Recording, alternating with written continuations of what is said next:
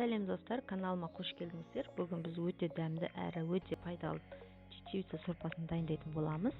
Мен бүгін құс етінен дайындаймын. Жаңа көргеніңіздей құс етін бірінші суға қайнатып аламыз.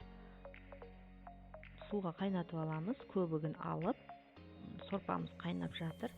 Ол қайнағанша мен ішіне салатын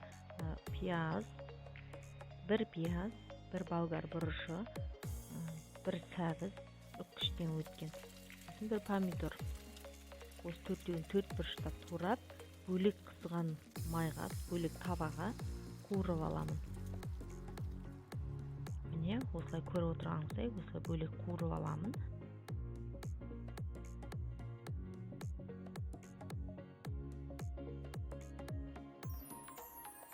Мен сорпам қайнап жатыр. Мінекей сәбізді салып, жақсылап араластырып қуырамыз. Мен оған дейін сіздерге чечевица туралы кішкене ақпарат беріп кетейін. Чечевица қазақ тілінде жасымық деп айтылады екен. Оның пайдасы өте керемет. Оның ішінде адам ағзасына қажетті витаминдер мен минералдарға өте бай екен. Диабетке шалдыққандарға өте пайдалы дейді. Оның кейбір қасиеттері қанда қант мөлшерін азайта алады екен.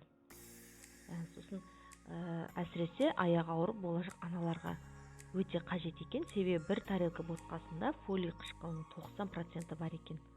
Сол үшін де аяғы ауыр келіншектеріміз, сіңілдеріміз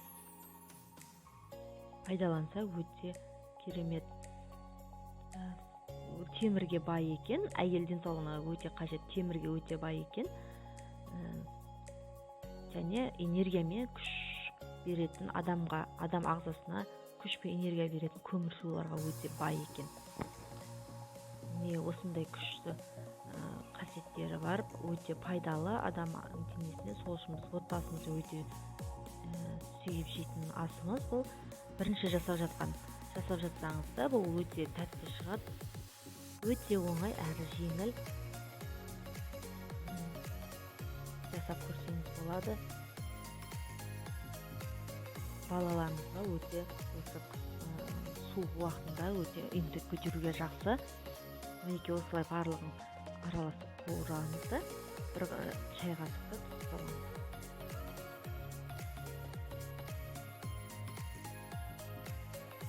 Бір шай қасық тұзымызды алдық, жарты шай қасық томат салсаңыздар болады.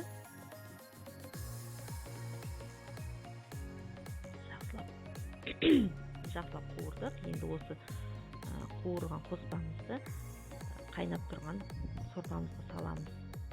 Тауық етіне өте жеңіл болады. Себебі чечевицаның құрамы еттің құрамы сияқты дейді. Ет жегенмен бірдей болады екен калориясы. Сол үшін мен құс етінен жасағанды ұнатамын. Балдарды сүйсініп жейді, тауық етін жақсы көреді. Міне өте әдемі сорпа қайнап жатыр, күшті. Менің сүтім де пісіп қалды, пісіріп жатырмын, ешкі сүтін. Өткен видеомда көрсеткен болатын, ешкі сүтінен айранды қайтып ұйытатынды. Осы жоғарыдағы сілтеме бойынша қарасаңыз болады. Мінекей чечевица. Жасыл түрі чечевицаның. Бұл осы түрін жасылын аламын мен, себебі бұл сорпада езілмей өз формасын сақтап тұрады. Ал қызыл мен сары түсі болады чечевицаның. Ол ботқаға, пюреге өте жақсы. Себебі сорпада ұсақталып езіліп піседі. Міне менің сүтім де пісіп қалды. Асын өшіріп қояйын. Мынау біздің чечевицамыз.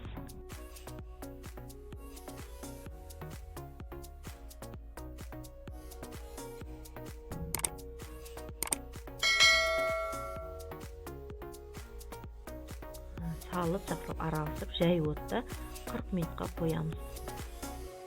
Ал егер сіз қызыл или сары түрін пайдаланатын болсаңыз, оны 20 минутта тез піседі. Өте әдемі. Бұл жасыл болғандықтан, чечевицамыз қоңыр болғандықтан сорпамыздың түсі кішкене өзгереді, қаралау болады. Оның бірақ ешқандай зиян жоқ, себебі ол өте дәмді. Міне дайын болды сорпамыз. Өте иісі күшті, иісі керемет. Бұған дәмдеуіштер қоспасаңыз да болады, себебі өзіне жараса өте тартымды, әдемі дәмі бар чечевицаның. Укроптан саламыз. Мен бұны тоңазытқышта сақтап қойғанмын. Міне балалар өте сүйсініп жеп отыр. Кішкентайымда тойып жеп алған. Сонда да жегісі келіп тұр ғой. Астарың дәмді болсын, жасап көріңіздер. Балалар өте сүйсініп жейтін тамақ. Астарың дәмді болсын. Каналға тіркеліп, лайк басып, өз пікірлеріңізді жазып кетіңіздер. Жасап көріңіздер сіздерде. Астарыңыз дәмді болсын, қош болыңыздар.